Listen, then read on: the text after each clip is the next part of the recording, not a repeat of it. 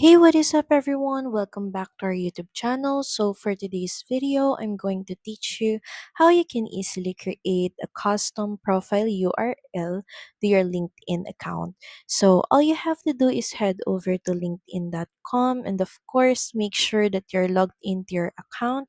Then the next thing you have to do is click on your profile icon, then click Settings and Privacy. Under the profile information, just click on Name, Location, and Industry.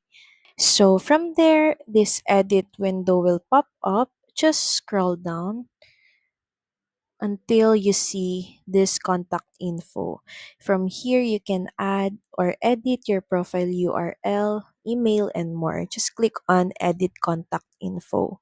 Next is just click on your profile URL.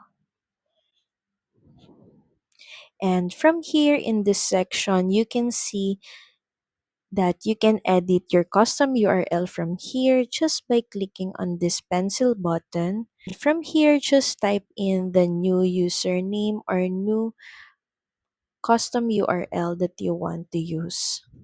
Then once done, just click on save.